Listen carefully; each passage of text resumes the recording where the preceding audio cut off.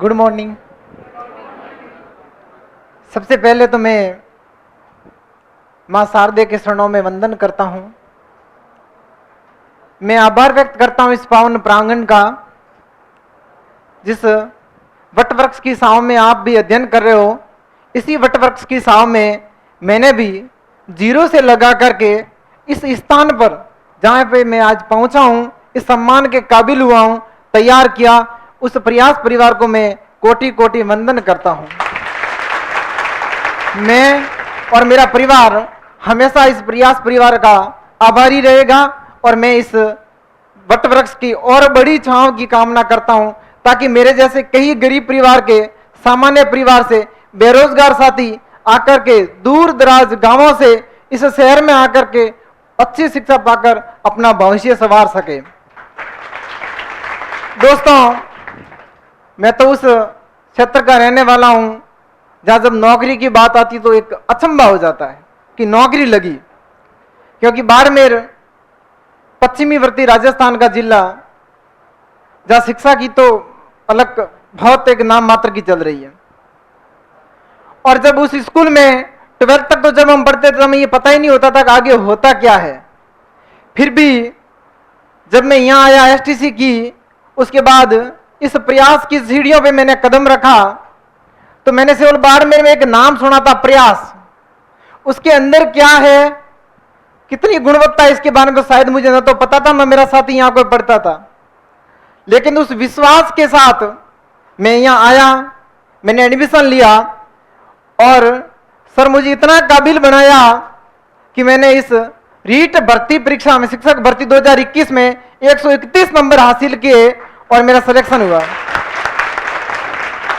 दोस्तों, जब यहाँ आया था तो टेस्ट होते रहते थे, तो मेरी रैंक जब आया था तो पीछे से ही गिनी जाती थी, देखी जाती थी। तो एक बार मन में निराशा आई। हाँ, अंतिम में मुझे देखना पड़ता था। जब मैं प्रथम बार टेस्ट दे रहा था, मैं सर से मिला, मन में ऐसा विचार किया कि शायद अपनी दाढ़ नहीं गलनी है। लेकिन मैं सर से मिला, कहा कि आप अभी आए हो, आप तो अभी, और जो आप ऊपर जिनका नाम देख रहे हो ये काफी समय से तैयारी कर रहे हैं, आपको आए हुए 3 दिन नहीं हुए, आपकी रैंक में कैसे सुधार आएगा। आप विश्वास रखिए और अगर आपकी रैंक में सुधार नहीं होगा तो हम आपकी फीस लौटा देंगे, आप हमारे साथ जुड़े रहिए। और उसी विश्वास के साथ मैं जुड़ा रहा साथियों। और जब भी टेस्ट होता था, जब परीक्षा के नजदीक दिन आए तो टॉप 10 में मेरा नाम देखने को मुझे मिलता था। ये मेरे लिए बड़ी खुशी की बात थी। मैं इस सफलता का श्रेय मैं इस टीम को देना चाहता हूं, इस प्रयास परिवार को देना चाहता हूं, जिन्होंने मुझे इतना सक्षम बनाया। साथियों, मैं इतना तो आप सबको विस्तृत ज्ञान तो नहीं दे सकता, क्योंकि पिछले अगर कुछ 4 महीनों का देखो तो मैं भी आपकी तरह सामने इसी टेबल और स्टूल पे बैठ करके इस वातावरण को, इस माहौल को जगमाता था। जहां आप आज बैठ करके जो सपने देख रहे हो, मैं भी इसी जगह बैठ करके सपने देखता था। लेकिन इस बिल्डिंग ने मुझे उस सपने तक पहुंचाने में मेरी कोशिश की, इसलिए मैं आभारी रहूंगा। साथियों, जब हम आते हैं तो हमें पता नहीं होता है कि आगे क्या होगा, हमें नहीं पता है। काश पता होता तो मैं ये कर देता। एक छोटी सी बात मैं आपको बताता हूं कि एक बस थी, वो डेली की रूटीन में चलती थी। गांव का रूट था, शहर से गांव जाना, गांव से शहर आना। और उस शहर बस का जो कंडक्टर उस बस में बैठने वाली प्रत्येक सवारी से परिचित था। उसको पता था कि सवारी कहां से बैठेगी और कहां उतरेगी, क्योंकि सबको पहचानता था अच्छी तरीके से। गांव में बस चलती थी।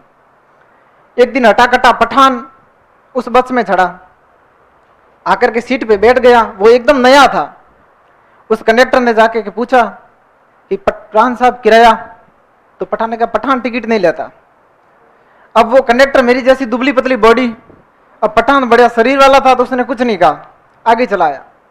अब नियमित वो पठान उस बस में बैठता था और वो कंडक्टर टिकट मांगता था और वो कहता था पठान टिकट नहीं लेता। अब उसके तो बड़ी दिक्कत हो गई। अब उसको मन में घृणा महसूस होने लगी कि कहीं न कहीं जो बाकी वाली सवारी है ये मुझे कमजोर समझेगी, कि ये कमजोर है, इसको पठान टिकट नहीं देता, हम भी नहीं देंगे। और ऐसा भाव जागृत हो जाएगा, घृणा मन में आने लगी और उसने तुरंत ड्राइवर साहब को कहा कि ड्राइवर साहब मैं छुट्टी पे जा रहा हूं, मुझे 3 महीने की छुट्टी चाहिए और मैं छुट्टी पे जाऊंगा।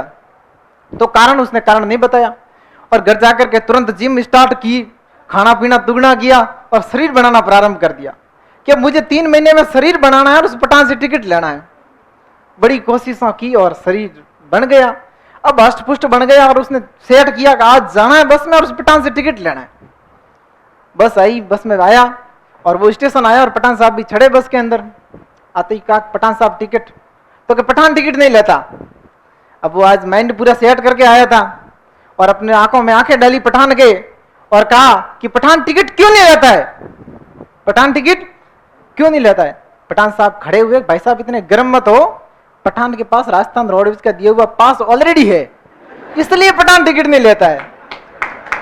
अब इस समस्या, इतनी बड़ी समस्या का हल कितना था और उसके लिए उसको कितनी परेशानी देखनी पड़ी, क्योंकि वो मानसिक रूप से तैयार नहीं था। आपने थोंडाई के नियम में पढ़ा होगा, तत्परता का नियम।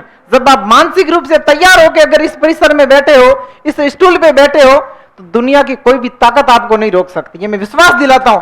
बस उस बड़ी, जो आप समझ रहे हो कितनी बड़ी रीट का पेपर होगा, इतना बड़ा सिलेबस है, मात्र हल इतना ही है जितना उस व्यक्ति के पास था।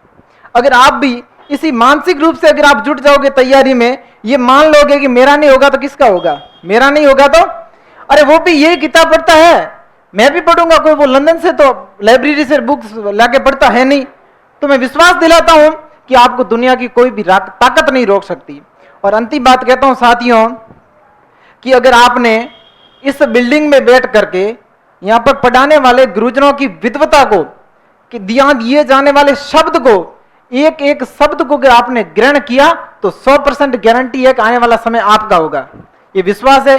इसी के साथ जय हिंद, जय भारत। एक बात बताता हूं कि मंजिल ने हौसलों से कहा, मंजिल ने हौसलों से कहा कि तेरे बस की बात नहीं। हौसलों ने मंजिल की आंखों में आंखें डाली और कहा कि चल झूठी, तेरी इतनी औकात नहीं। जय हिंद, जय भारत।